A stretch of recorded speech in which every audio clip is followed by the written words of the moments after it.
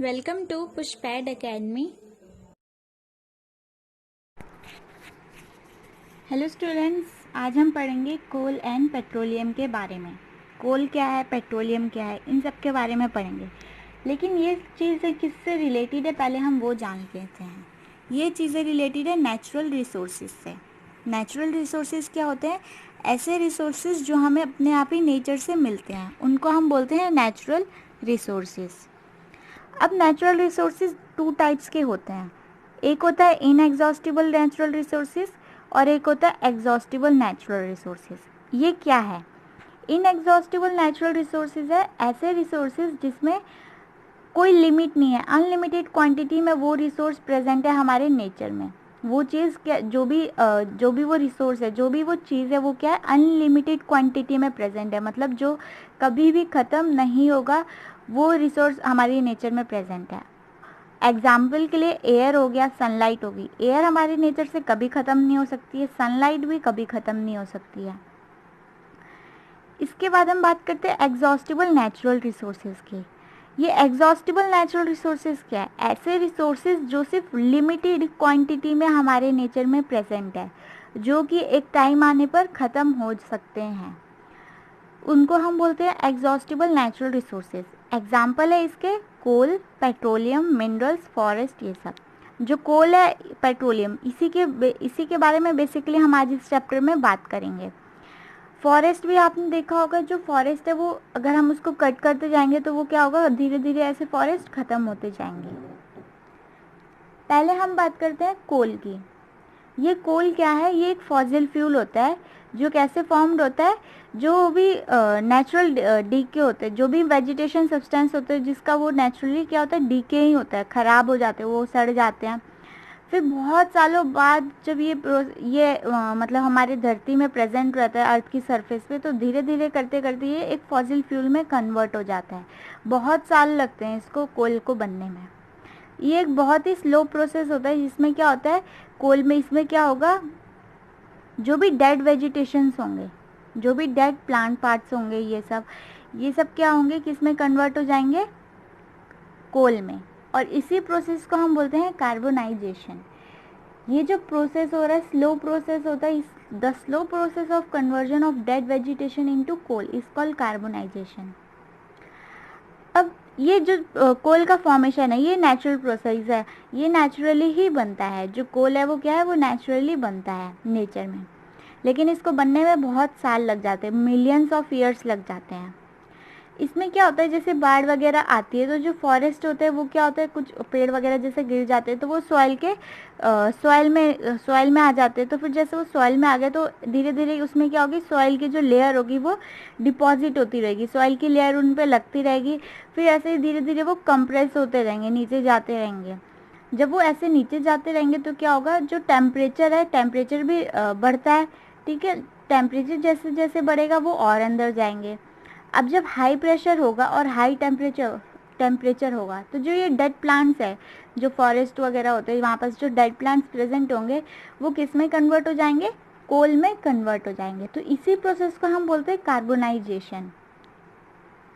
अब कोल जो है इंडस्ट्रीज में प्रोसेस्ड होता है, क्योंकि इससे हमें बहुत सारे यूज़फुल प्रोडक्ट मिलते हैं जो हमारे इस्तेमाल में आते हैं। जैसे कि कोक, ये एक टफ सब्सटेंस होता है, पोरस होता है, ब्लैक कलर का सब्सटेंस होता है। ये कोल का जब हम प्रोसेसिंग कर रहे होते हैं उस टाइम पे हमको मिलता है। और इसका यूज़ किस में होता है, स्टील वगैरह की जो मैन्युफैक्चरिंग इंडस्ट्री होती है उसमें इसका इस्तेमाल किया जाता है। और बहुत सारे मेटल्स को एक्सट्रैक्ट करने के लिए, मेटल को निकालने के लिए भी इसका इस्तेमाल किया जाता है। ये कोक वो वाला कोक नहीं है जो आप लोग समझ रहे होंगे, ये कोल्ड ड्रिंक नहीं है, ये दूसरा वाला कोक है। इसके बाद है कोल टार। कोल टार क्या होता है, ये ब्लैक कलर का लिक्विड होता है, इसमें अजीब सी स्मेल आती है, अनप्लेजेंट स्मेल होती है। इस कोल टार के अंदर 200 सब्सटेंसेस प्रेजेंट होते हैं, मिक्स होते हैं 200 सब्सटेंसेस। अब जो प्रोडक्ट कोल टार से ऑब्टेन होते हैं वो किस में यूज़ किए जाते हैं, सिंथेटिक डाइज वगैरह, परफ्यूम्स हो गया, एक्सप्लोजिव्स वगैरह हो गया, ये नैप्थेलिन बॉल्स, इन सारी चीज़ों में हम कोल टार का इस्तेमाल करते हैं। आज के टाइम पे बिटुमेन हो गया, पेट्रोलियम प्रोडक्ट वगैरह ज़्यादा यूज़ होता है कोल टार की जगह पे। कोल टार का यूज़ पहले बहुत होता था, लेकिन आज के टाइम पे इसका जो यूज़ है वो मतलब अल्टरनेट कर दिया गया है। इसकी जगह हम बिटुमेन वगैरह या पेट्रोलियम प्रोडक्ट को यूज़ करते हैं। इसके बाद है कोल गैस। कोल गैस भी हमको जब हम कोल का जब हम प्रोसेसिंग करते हैं तब हमको उसमें कोल गैस भी मिलती है। ये एक बाय प्रोडक्ट की तरह हमको मिलता है। इसका यूज़ पहले हम स्ट्रीट लाइटनिंग के लिए करते थे, मतलब लाइट जैसे लाइट वगैरह स्ट्रीट वगैरह होती है वहाँ पे लाइट वगैरह जलाने के लिए हम इसका इस्तेमाल करते थे।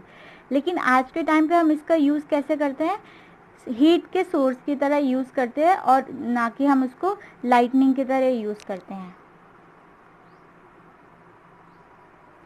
फिर अब हम बात करते हैं पेट्रोलियम की। पेट्रोलियम क्या है, एक ये डार्क ऑयली लिक्विड होता है, डार्क कलर का लिक्विड होता है जिसमें अजीब से स्मेल आती है। आप लोगों ने शायद देखा भी होगा। अब ये जो पेट्रोलियम है इसका सोर्स क्या है, पेट्रोल और डीजल। पेट्रोलियम से ही हमको पेट्रोल और डीजल वगैरह ये सब मिलते हैं। अब जो ये पेट्रोलियम है ये फॉर्म्ड कैसे होता है, ये हमारे नेचर में कैसे बनता है।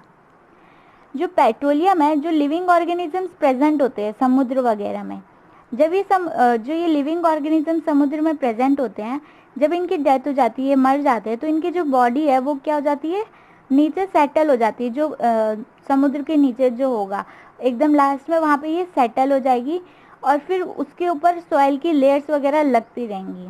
फिर ऐसे धीरे धीरे क्या होगा, जब बहुत सारे साल गुजर जाएंगे तो वहाँ पास जब क्योंकि वो सॉइल के एकदम नीचे चलेगी तो वहाँ पास वो ना तो उनको एयर मिलेगा और वहाँ पे टेम्परेचर हाई हो जाएगा, प्रेशर भी हाई होगा।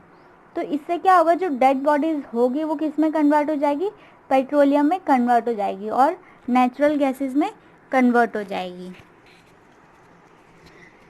इस डायग्राम में भी आप देख सकते हैं, ये ऊपर वेल की तरह है। ये देखिए, ये वेल्स एक इसमें शो कर रखा है और ये नीचे गैस है और ये वाटर नीचे है, ये ऑयल है। यहाँ पास ये रिजर्वियर रॉक है और ये इम्परवियस रॉक है। तो यहाँ पास ये ऑयल वगैरह जो है ये सब यहाँ पास बन जाता है। फिर जब हम इसको यहाँ पे और जितना ज़्यादा हम इसको डिग करेंगे, नीचे खुदाई करेंगे, तो हमको ये फिर यहाँ से ऑयल वगैरह ये सब मिलता है।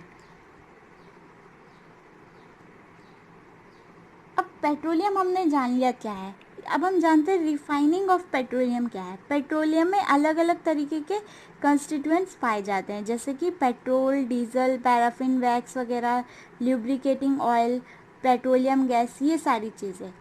तो जो पेट्रोलियम है ये मिक्सचर हो गया बहुत सारे कंस्टिट्यूएंट का। अब ये जो कंस्टिट्यूएंट्स है इनको हमें अलग अलग तरीके से लेना होता है, मतलब हम पेट्रोल अलग व्हीकल में यूज़ करते हैं, डीजल अलग में यूज़ करते हैं। हम डायरेक्ट पेट्रोलियम नहीं यूज़ कर सकते क्योंकि इसमें बहुत सारे कंस्टिट्यूएंट होते हैं, तो इसको हमें सेपरेट करना होता है।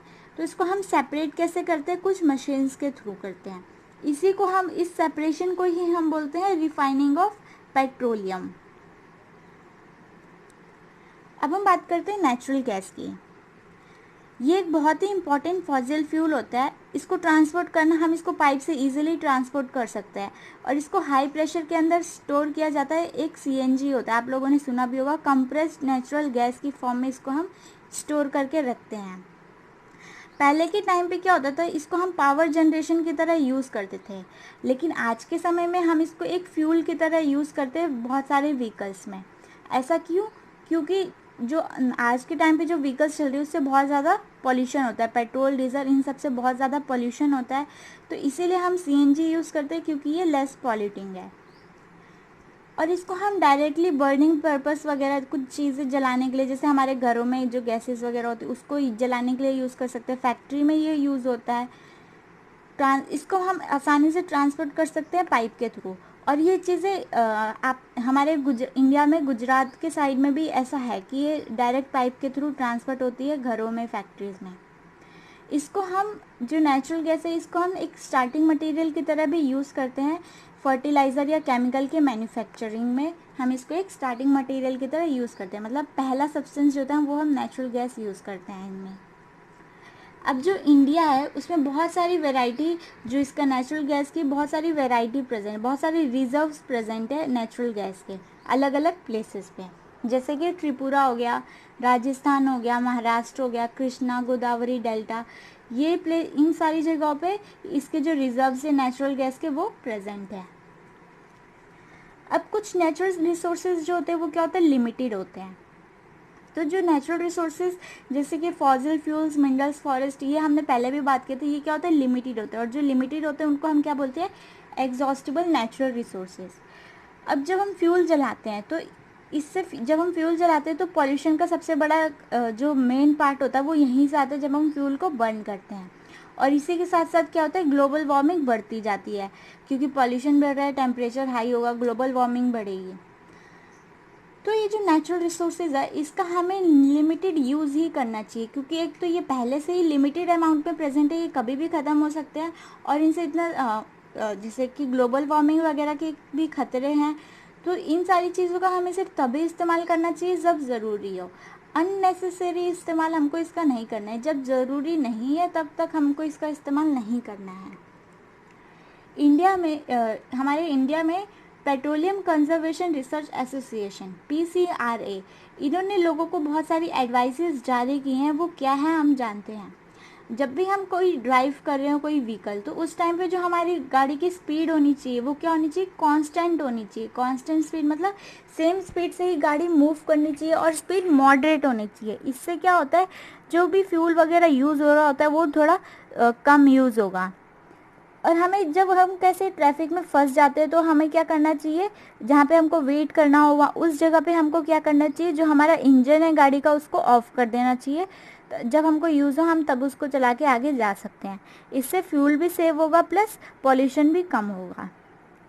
इसके साथ साथ जो टायर का प्रेशर है वो भी सही होना चाहिए, ये भी हमें चेक करना चाहिए, क्योंकि अगर टायर का प्रेशर सही नहीं होगा तो हो सकता है वो ज़्यादा फ्यूल खींचे, अगर उसमें जो टायर का जो प्रेशर है वो कम हुआ तो। अब इसके साथ साथ जो व्हीकल है उसकी हमें रेगुलर मेंटेनेंस करनी चाहिए, उसकी हमें रेगुलर सर्विसिंग वगैरह ये सब करानी चाहिए, ताकि उसमें कोई ख़राबी ना हो जिसकी वजह से जैसे कोई फ्यूल वगैरह वो अननेसेसरी उसमें लगे। तो इस चैप्टर, जो ये कोल एंड पेट्रोलियम चैप्टर है, उसमें सिर्फ इतना ही है जितना हमने अभी पढ़ा है, नेचुरल रिसोर्सेज के बारे में, और कौन से नेचुरल रिसोर्सेज लिमिटेड है, कौन से अनलिमिटेड है, उसके बारे में। आप लोगों को ये चैप्टर अच्छे से समझ में आ गया होगा। अगर आप लोगों को वीडियो अच्छा लगे तो लाइक कीजिएगा, सब्सक्राइब कीजिएगा और शेयर कीजिएगा अपने फ्रेंड्स के साथ।